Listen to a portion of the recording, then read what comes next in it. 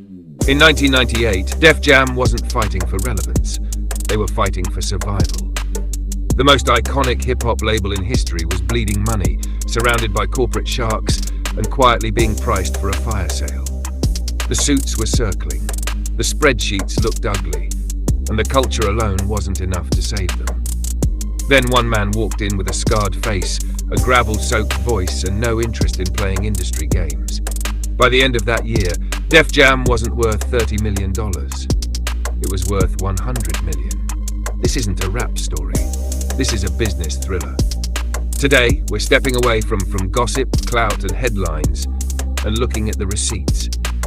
This is a grown man breakdown about leverage, timing, and how raw authenticity can become the most dangerous weapon in a corporate negotiation. In 1998, Def Jam Recordings stood at a crossroads. On one side, legacy. On the other, extinction. Behind closed doors, executives were debating whether the label that helped build hip-hop was even sustainable anymore. At the center of that storm were two executives, Lyle Cohen and Kevin Liles, trying to protect a culture inside a corporate system that only respected numbers. And unknowingly, the entire fate of Def Jam was about to rest on one artist, Earl Simmons, DMX. Before we get to the miracle, you have to understand the mess. By the mid to late 1990s, Def Jam had a problem that culture alone couldn't fix. On the outside, hip-hop was booming, the streets were talking, the influence was undeniable. But behind the scenes, the balance sheet was bleeding. Industry insiders have long described Def Jam as operating at a significant loss through the mid-90s, roughly $20 million over several years. The brand was powerful, but the operation was expensive. Marketing costs were high, artist development was risky, and rap music to corporate executives still looked volatile. At the time, Polygram owned 60% of Def Jam. And Polygram wasn't run by people who cared about cultural impact. They cared about margins. To them, Def Jam looked unpredictable. Too many personalities, too much street energy, too many risks. And when companies get nervous, they don't double down, they try to exit. So Polygram did what corporations always do when they smell weakness. They floated lowball buyout offers. Numbers like $34 million, $50 million for the remaining 40% stake held by Russell Simmons and Lyle Cohen. To the average person, that sounds like a win. To Lyle Cohen, it was an insult. Because Lyle understood something the suits didn't. Def Jam wasn't a failing company. It was an undervalued asset waiting for leverage. But here was the problem. You can't sell vision to a CFO. You have to sell numbers. And at that moment, Def Jam didn't have them. This is where Kevin Liles enters the story. Liles wasn't just another executive. He had climbed from intern to senior leadership, and he understood both sides of the room, the streets and the boardroom. He and Lyle knew exactly what they needed. They didn't need another solid release. They didn't need a modest hit. They needed a black swan. An artist so undeniable that the entire valuation conversation would change overnight. Someone who didn't just sell records, but shifted the gravitational center of the market. Someone who would make it impossible for Polygram to justify selling Def Jam cheap. And that's when the dog showed up. DMX was not the safe choice. He was raw, he was dark, he was aggressive, he was openly spiritual and openly broken. No polish, no industry filter, no crossover formula. But what he had was belief, and the streets were listening.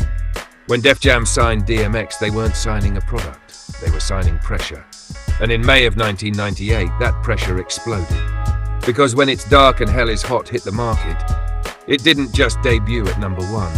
It announced that the entire industry was about to shift, and Lyle Cohen was already looking at the calendar.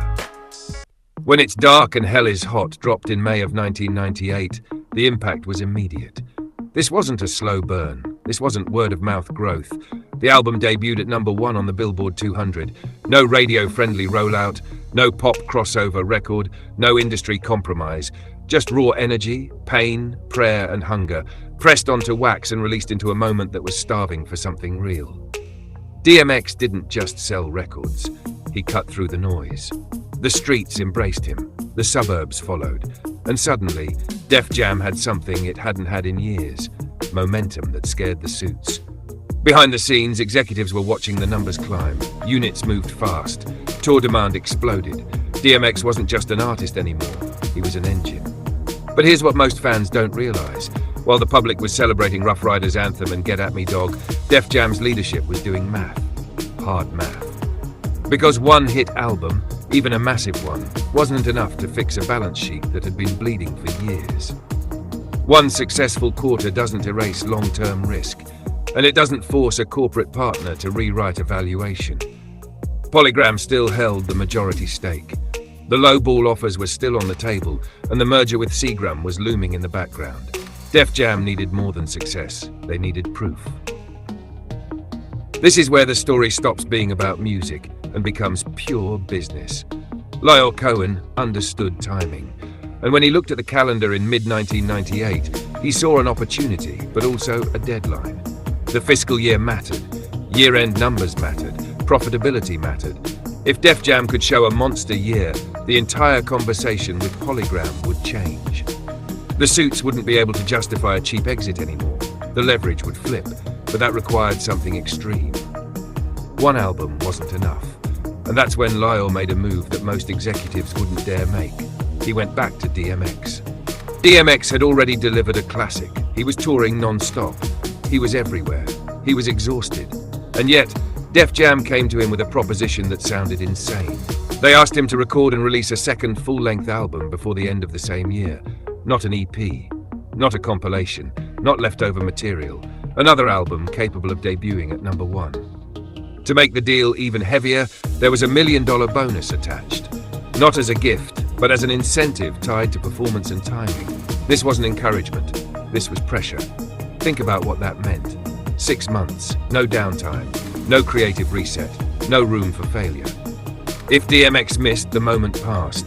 If the album underperformed, the gamble collapsed. And if the market rejected him, Def Jam's leverage evaporated. The industry rulebook said this was a terrible idea.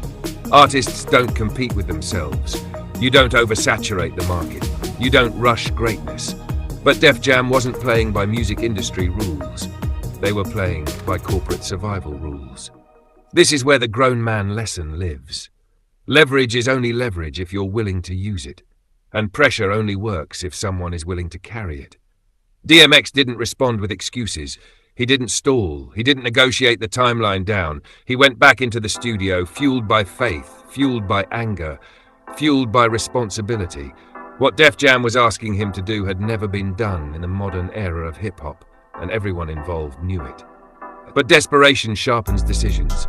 And by late 1998, Def Jam wasn't betting on trends. They were betting on one man's work ethic. As the months passed, rumors began circulating. Whispers of another DMX album. Skepticism from critics, doubt from industry insiders. Some believed the second project would flop. Others said it would dilute his impact. And a few quietly hoped it would fail, because failure would make Def Jam cheaper to acquire. Behind closed doors, everything was riding on December. Because if DMX pulled this off, the entire balance of power would shift. And if he didn't, Def Jam would walk back into that boardroom with nothing but history, and history doesn't close deals. In December of 1998, Def Jam pushed all the chips to the center of the table. Just 7 months after his debut, DMX released his second album, Flesh of My Flesh, Blood of My Blood. On paper, it was reckless. Every rule of the industry said this was a mistake. You don't rush an artist. You don't oversaturate the market. You don't compete with your own success. But Def Jam wasn't thinking like a label. They were thinking like a company fighting for its life. This wasn't about charts. This wasn't about critics. This wasn't about tradition. This was about leverage. And when the album dropped, the gamble paid off. The project debuted at number 1 on the Billboard 200. Just like the first, DMX became the first artist in nearly 3 decades to debut 2 albums at number 1 in the same calendar year. Overnight, the narrative changed. This wasn't momentum anymore. This was dominance. Once the second album landed, everything shifted. Tour revenue surged, catalog value exploded, distribution confidence returned.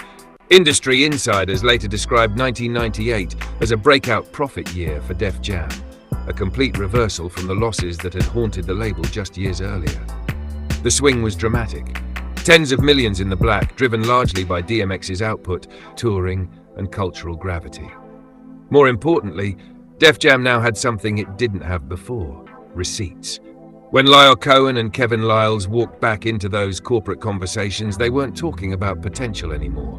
They weren't selling culture or vision. They were selling performance. The lowball offers disappeared, because now selling Def Jam cheap would have meant admitting the suits had misjudged the asset. And corporations hate being wrong. As the Universal Music Group structure finalized under Seagram, the conversation around Def Jam changed permanently. The remaining stake was no longer priced as a liability. It was priced as an opportunity. The valuation landed at $100 million. Not because of hype, not because of nostalgia, but because one artist had proven that Def Jam could dominate the market in the post-Biggie, post-Tupac era. Across albums, touring, and downstream leverage, DMX had become a nine-figure asset. Not just an employee, not just a star, collateral, proof of concept. That buyout didn't just secure Def Jam's future, it elevated the people who protected it. Lyle Cohen and Kevin Liles moved into the highest levels of the global music business. Def Jam became the training ground, the proving ground, the University of Hip-Hop. And it set the stage for the next generation: Jay-Z, Kanye West, Rihanna. But make no mistake, without DMX's run in 1998, that future is far from guaranteed. When people talk about DMX, the conversation often stops at the demons, the struggles, the chaos, the pain. But that's only half the story. In 1998, DMX didn't just save a label. He forced an industry to reprice hip-hop. He proved that raw authenticity, unpolished, uncompromising, could outperform corporate formulas. He proved that pressure, when carried by the right person, becomes power. Def Jam was in a hole. DMX didn't ask for sympathy. He didn't ask for protection. He carried the weight. From a reported multi-million-dollar deficit to a nine-figure exit, the difference was one man willing to deliver when the stakes were highest. That's not just artistry, that's execution. The story of Def Jam in 1998 is a masterclass in business timing. It shows how leverage is built, how risk is managed, and how greatness, when aligned with opportunity, can change everything. DMX gave Def Jam his soul, and in return, he gave the label a future. He walked into a burning building and carried everyone out. When we remember DMX, let's remember him not just as a legend, but as the ultimate closer, the man who turned desperation into dominance. That's the business of hip-hop. That's the legacy. If you found value in this breakdown, make sure to like the video and share it with someone who respects the history of this culture. Check out our Business Thrillers playlist for more deep dives like this. I'm GRAND-NÈGRE. This is GRAND-NÈGRE Media. Respect the architects.